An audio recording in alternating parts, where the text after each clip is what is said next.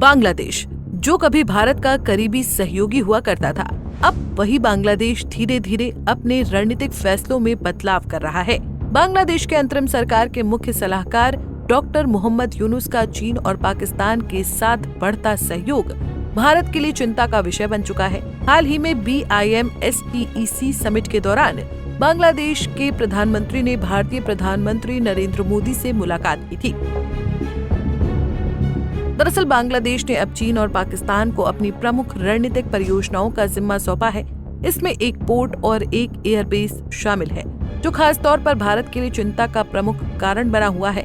सबसे पहले बात करते हैं मोंगला पोर्ट की। कोलकाता से केवल 200 किलोमीटर दूर स्थित मोंगला पोर्ट का विस्तार अब चीन कर रहा है। बांग्लादेश ने चीन को इस पोर्ट के विकास का जिम्मा सौंप दिया है और इसके लिए चीन ने $400 मिलियन यानी लगभग 3,300 करोड़ रुपए का निवेश करने का वादा भी किया है। इस परियोजना पर अंतिम मुहर हाल ही में डॉक्टर मोहम्मद यूनुस की बीजिंग यात्रा के दौरान लगा दी गई थी। चीन ने अभी हाल ही में बांग्लादेश को पनडुब्बी दी थी और अब वो बंगाल की खाड़ी में अपनी सैन्य उपस्थिति भी बढ़ा रहा है। ये स्थिति भारत के लिए और भी चिंताजनक है, क्योंकि बंगाल की खाड़ी में चीन की बढ़ती मौजूदगी भारत के दक्षिणी समुद्री रास्तों पर दबाव बना सकती है। ये समय है जब बांग्लादेश को ये समझना चाहिए कि भारत के साथ मजबूत और शांतिपूर्ण संबंध उनके अपने विकास के लिए फायदेमंद हो सकते हैं।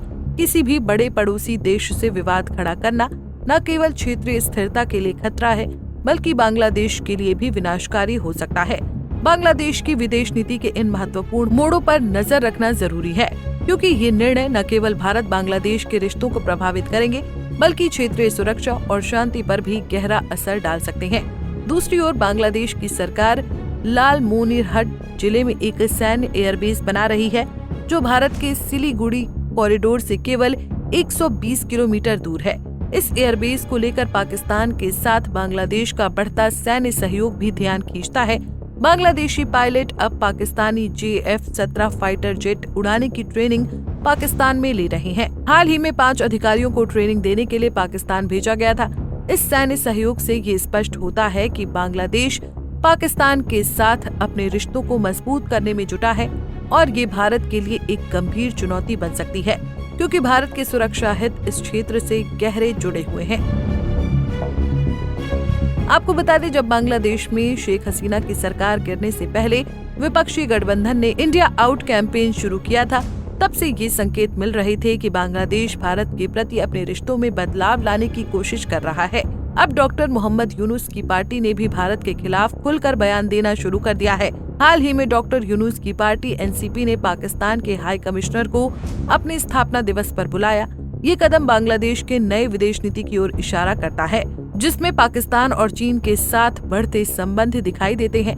इसके अलावा डॉक्टर यूनुस की चीन यात्रा के दौरान एक और बयान सामने आया था, जिसमें उन्होंने भारत के पूर्वोत्तर राज्यों को लैंड लॉक्ड यानी चारों ओर से घिरे हुए बताया और कहा कि बांग्लादेश इन राज्यों के लिए समुद्र तक पहुंच का एकमात्र रास्ता है। इस बयान ने भारत के पूर्वोत्तर राज्यों में तीखी प्रतिक्रिया पैदा की और कुछ नेताओं ने यहां तक कह दिया कि बांग्लादेश को तोड़ देना चाहिए। Bureau report, Punjab Kesari TV.